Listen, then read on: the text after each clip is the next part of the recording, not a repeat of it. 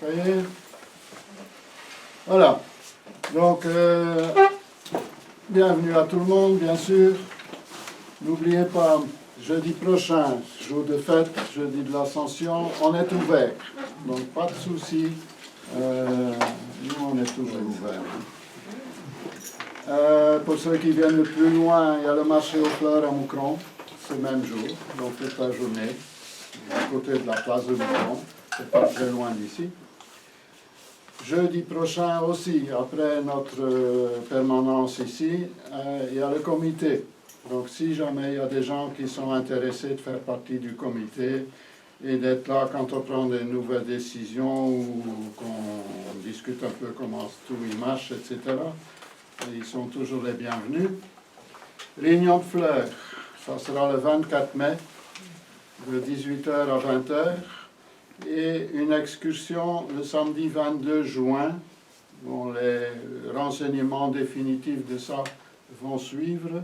J'ai vu Annie, je pense pas que tu as déjà tout.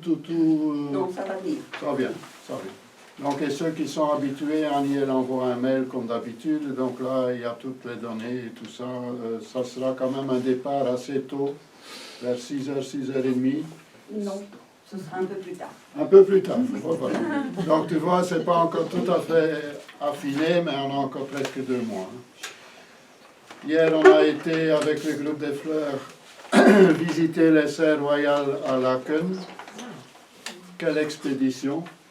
C'était déjà une expédition pour pouvoir y aller, parce que c'est très prisé par les gens. C'est pas très cher aussi, ça c'est peut-être aussi une chose, mais c'est quelque chose qu'il faut au moins une fois avoir dans sa vie. Donc c'était 450 personnes qui rentraient chaque heure. Mais on n'était pas piétinés.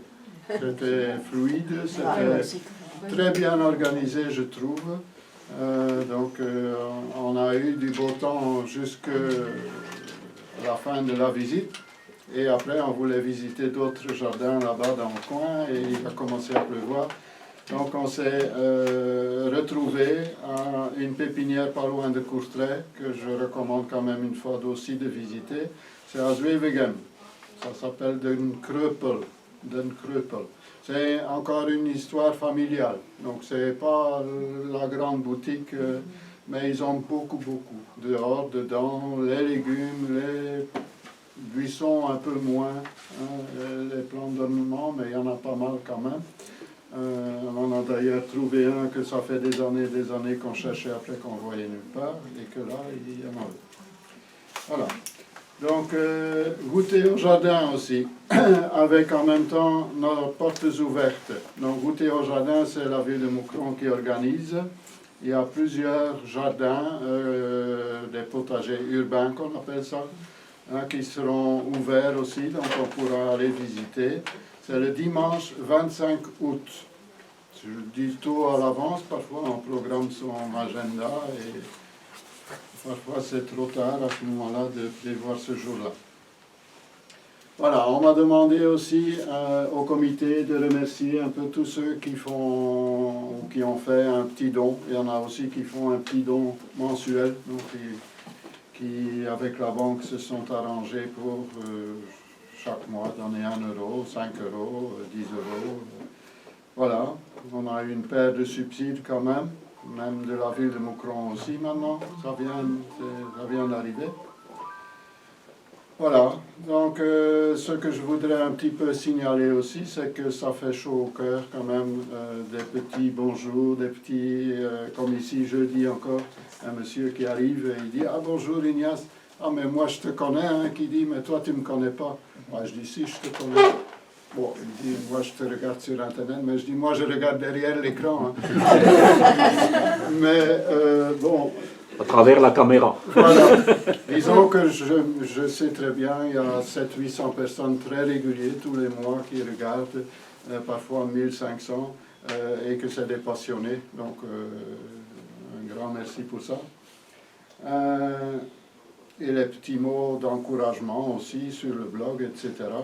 Je veux aussi donner un petit bonjour à Lou, qui va peut-être nous regarder. C'était une jeune fille qui est venue nous voir C'est les parents qui avaient organisé pour cette jeune fille, pour son anniversaire, une visite ici, entre autres, et après à Gembloux pour éventuellement une inscription pour faire du jardinage par après. Donc bonjour Lou et sa famille, bien sûr, c'est des gens formidables qui venaient de loin de France, hein. C'est pas des gens du coin. Hein. Voilà. Les nombreux visiteurs aussi qui viennent le jeudi après-midi, parce que ça nous fait quand même aussi chaud au cœur de voir les gens, hein, pas que qui nous voient et que moi je dois regarder derrière la caméra pour les trouver. Hein, donc, mais régulièrement, il y a des gens qui viennent comme ça le jeudi, qui disent ben, on vous suit, et on comprend, hein, ceux qui habitent loin, tout le monde n'est pas libre non plus le dimanche. Voilà, donc ça fait quand même chaud au cœur. Et tous les bénévoles qui sont là très régulièrement, qui font un boulot formidable, parce que sans eux, on ne serait rien. Ceux qui mettent les graines en sachet, ceux qui travaillent au jardin, parce que ça commence à bouger fortement aussi au jardin. Hein. Donc Monique et tous ceux qui font un peu le secrétariat, on a fait un très grand effort. Et là, je vais encore vous solliciter pour avoir toutes les variétés possibles, disponibles dans le commerce qu'on n'avait plus. Donc il y a encore plein de travail de graines à mettre en sachet. Encore au moins 2 à 3 jeudis, je dirais qu'il y a encore du travail. Donc j'espère que je n'ai pas trop oublié des gens. Ceux qui font le petit magasin là aussi, il y a un tas de choses qui se font. Et je trouve que l'ambiance est formidable. C'est une entraide, c'est des discussions, c'est les gens, des rencontres en fait. Hein. C'est pas que du jardinage, hein. C'est ça un peu notre but. Quoi. Voilà. Ça nous encourage de continuer en tout cas. Voilà. Maintenant, les choses moins sérieuses, ce qu'il faut faire dans le jardin ou tout. Donc c'est urgent, celui qui veut encore semer les choux paumés, rouges, blancs ou verts. Ils ont besoin de beaucoup de temps pour donner un beau grand chou. Hein. Donc après on va encore en ressemer, mais ça sera plutôt des choux pour après l'hiver. Hein. Mais maintenant s'il faut encore semer les choux paumés, rouges, blancs, etc., les choux de Bruxelles aussi, hein. Ils ont besoin de beaucoup de temps. Ils ont besoin de 7-8 mois, oui, pour pousser convenablement. Et si on arrive en hiver, ils ont commencé à ralentir, à végéter, donc on n'aura pas un très gros succès. Bien les protéger contre surtout les ramiers, celui qui a des ramiers, parce qu'ils adorent ça. Donc mettre des assauts, des filets, mettre quelque chose qui ne savent pas y arriver. Si vous mettez quelque chose, prévoyez tout de suite peut-être avec un voile anti-insectes, parce que là on est souvent embêté aussi par les papillons qui viennent pondre et les chenilles alors qui font tous des trous dans les choux. Donc ça c'est peut-être un investissement de temps et d'argent et de travail un peu à faire pour une longue période. Alors, hein. Moi j'ai fait plusieurs cages comme ça, on s'est fait des tunnels en grillage et on met un voile au-dessus, on doit un peu imaginer. C'est ça aussi le jardinage, hein, c'est ne pas se fixer sur ceci ou cela, c'est inventer des trucs, essayer d'avancer toujours. Quoi. Voilà. Donc c'est ça qui est intéressant, parce que bon, je sais bien, j'ai rien contre ceux qui sont à leur travail, à leur boulot, à leur bureau, et tout le temps, tous les jours encoder des trucs, je pense que c'est pas très enrichissant, enfin, ça c'est mon point de vue. Mais si on sait avoir un travail qui est diversifié, qu'on doit réfléchir, qu'on doit faire un tas de choses, c'est quand même... Bon, je n'ai rien contre ces gens, hein, si c'est leur choix, chacun le fait à sa manière. Les brocolis choux d'hiver. Donc souvent on met des Walkeren, des Angers, ça c'est entre le 15 mai et le 15 juin qu'il faut semer. Pour les manger l'année d'après, au mois de mars-avril. Maintenant, il y en a qui sont mangeables là. Il y en a qui ont déjà mangé pas mal de la récolte. Parfois, quand on a un hiver qui tarde à venir, ils donnent leurs fleurs déjà avant l'hiver. Avant, on n'avait jamais ça, on avait toujours les choux-fleurs. C'est un brocoli en fait, hein, mais il ressemble tout à fait à un chou-fleur blanc. Voilà, ça se met beaucoup en Bretagne, parce que là, ils ont un climat qui est plus favorable. Il faut savoir que pendant l'hiver, quand il gèle vraiment très fort, il faut quand même un peu protéger. Parce que ça, certaines années, il gèle, et puis c'est foutu, on n'a rien au printemps. Donc il faut savoir mettre ça, conseiller le couvrir, mais jamais mettre un plastique qui touche les feuilles, etc. Ça, on va peut-être en revenir quand c'est le moment. Maintenant, croisons les doigts, je pense que les gelées sont finies. Quand on regarde sur MSN, les températures de la nuit ne descendent plus en dessous de 6-7 degrés. Il faut toujours en enlever une paire, parce que s'ils disent 2 degrés, c'est à 1,5 mètre de hauteur, sous abri. Donc au sol, souvent, on a des gelées blanches, comme on dit, et les pommes de terre, les tomates surtout aussi, prennent un coup. Hein. Donc s'ils commencent à dire 2 degrés, méfiez-vous quand même, mettez déjà quelque chose. Ici, il y a eu, hein, il y a 15 jours à peu près, moi, les pommes de terre que j'avais plantées, qui sont hauts comme ça, j'avais couvert, donc ils n'ont rien. Celles qu'ils avaient été oubliés de ramasser, ils ont gelé. Mais bon, c'est les pointes qui ont gelé, parce qu'il n'y a pas gelé très fort. Donc ils vont se ramifier et ils vont repartir. Ils vont prendre un peu de retard. Mais bon, ça c'est... Voilà, on a pris de l'avance et après ils prennent un peu de retard. Les tomates aussi, donc on va... Il y en a qui les ont déjà mis dehors. C'est... Je pense cette année-ci possible. Maintenant, je ne garantis pas. Hein. Logiquement, c'est bien parti. En serre froide, c'est moins risqué. Quoique dans ma serre froide, tout en haut, avec cette petite gelée, les vignes, les pointes ont un peu gelé. Hein. Les feuilles noircissent. Mais bon, ça ne va pas trop faire de dégâts. Quoi. Ça va repartir. Peut-être quelques grappes qui auraient gelé qui vont être foutues. Donc voilà. Ouais, donc les choux brocolis blancs, là c'est vraiment quelque chose de très bon à manger, surtout cru. On peut les cuire, mais manger cru, mélanger avec la salade ou un apéritif avec une petite sauce, là, c'est délicieux. Le feuillage est très tendre, peut se manger, peut se mettre dans la soupe. Et ça peut donner des trucs, pas le chou, la fleur, hein, mais les feuilles, ça peut devenir énorme. Dans une serre froide, on a beaucoup de feuilles et pas beaucoup de fleurs, souvent. Ça marche moins bien. Ou bien il faut que la serre reste ouverte tout l'hiver. Moi, mes serres, souvent, restent beaucoup ouvertes. Hein. C'est vraiment que les périodes qui gèlent ou qui risquent de geler la nuit que je referme en hiver.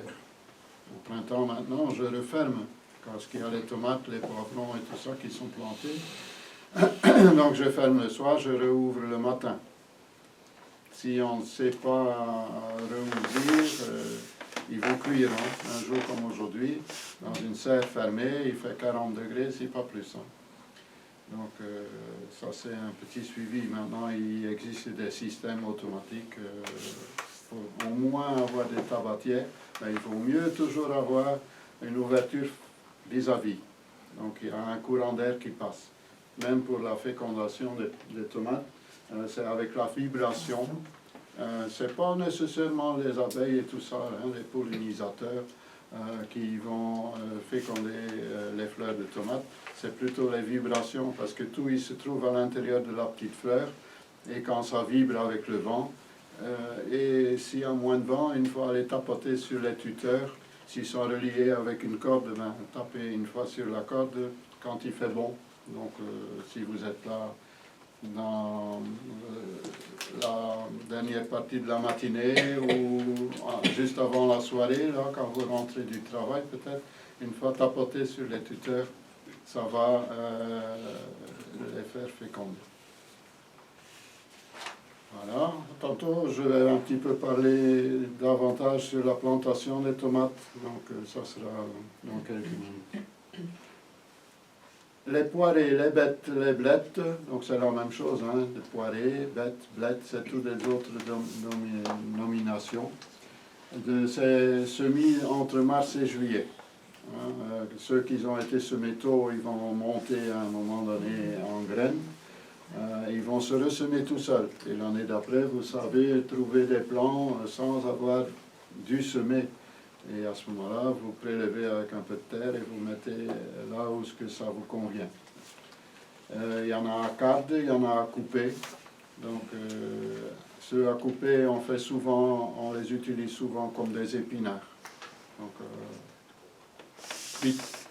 tandis que ceux à carde, c'est souvent la carde qu'on utilise. Et alors, on va mettre cuire aussi légèrement avec une sauce blanche, etc. On peut même en faire des roulades avec du jambon, comme on fait avec les chicorées, les chicons. C'est délicieux. Et les enfants ne rebutent pas là-dessus, en principe.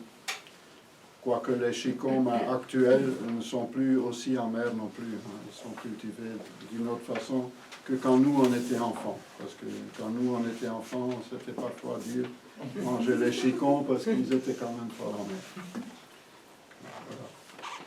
Voilà. Les carottes de conservation, demi-longues ou longues. Les variétés qu'on a dans le commerce maintenant n'ont plus un cœur dur. Longtemps, il y avait aussi des variétés que l'intérieur, là, le milieu, devenait dur quand ils étaient plus vieux. Maintenant, c'est fini tout ça. Il y a beaucoup de variétés. Les longues, c'est conseillé de semer avant le 15 juin. On en a peut-être déjà semé, mais ça c'est pour manger à partir de septembre, je dirais.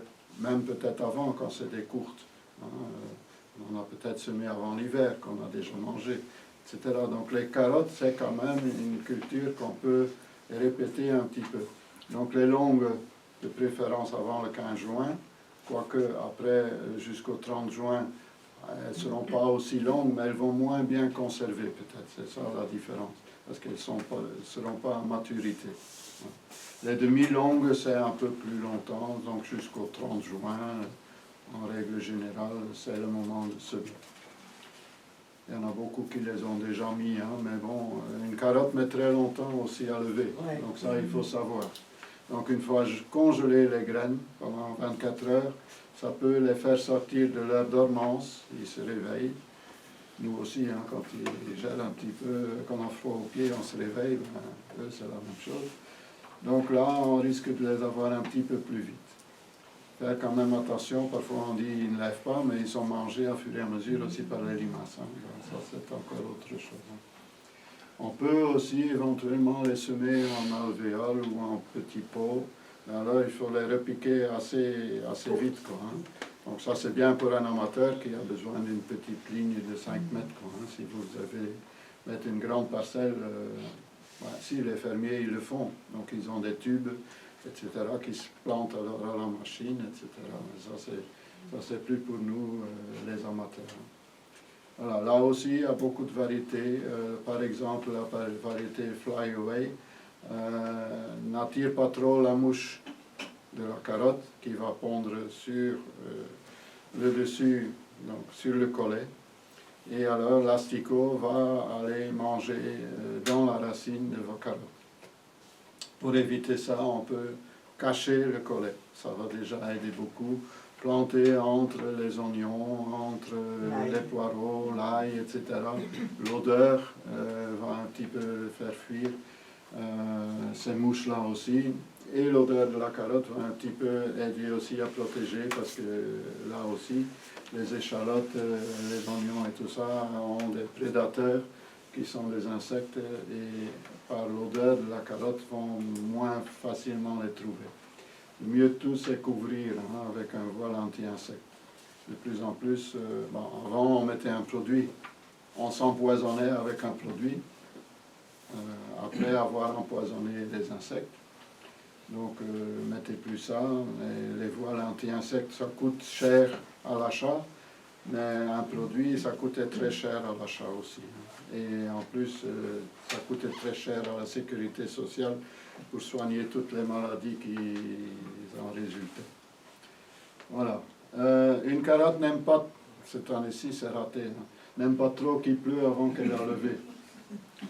Donc une chose qu'on peut éventuellement faire, c'est mettre une brique à champ, comme ça, et mettre une planche au-dessus de la ligne qu'on a faite.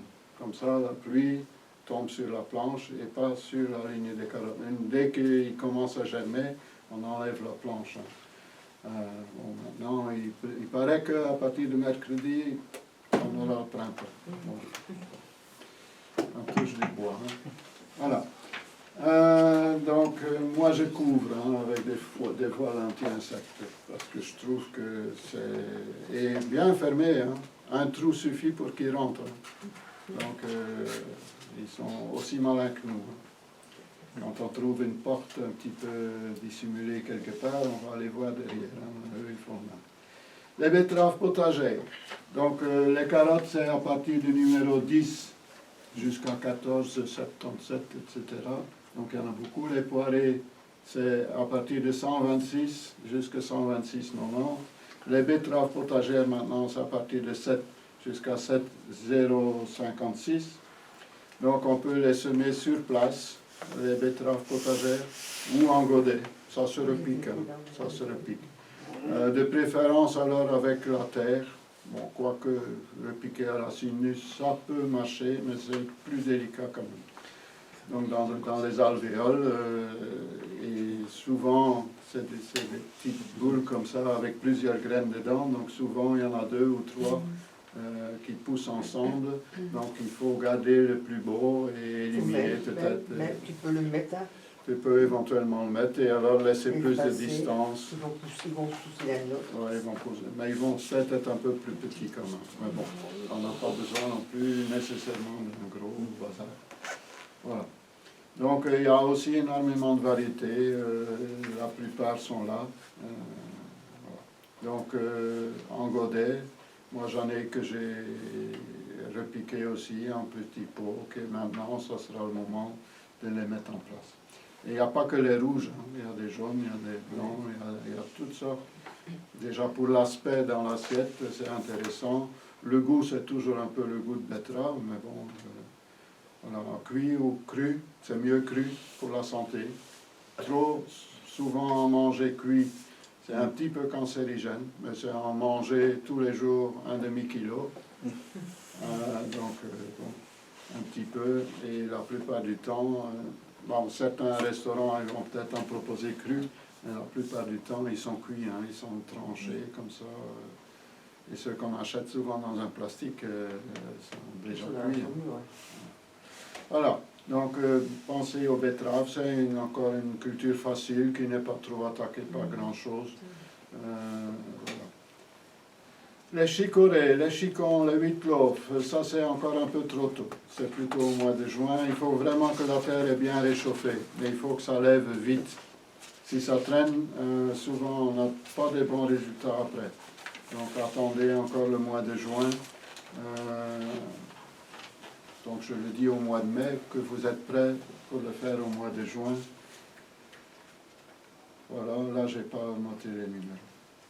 Les radis d'été.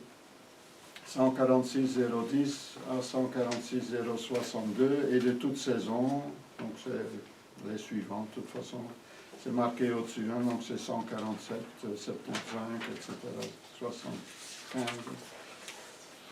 Les tournesols, bon maintenant ceux qui en ont eu, peut-être qu'ils vont trouver des pieds qui vont lever tout seuls. Hein. À ce moment-là, on peut aussi, avec une motte de terre, les déterrer et les mettre à un endroit qui nous semble intéressant. Mettez-les pour vous, pour la beauté, mettez-les pour les oiseaux, les mésanges, ils adorent, ils vont venir picorer. Donc si vous voyez ça de la maison, c'est magnifique, ils vont venir, ils vont se pendre en hiver pour aller manger.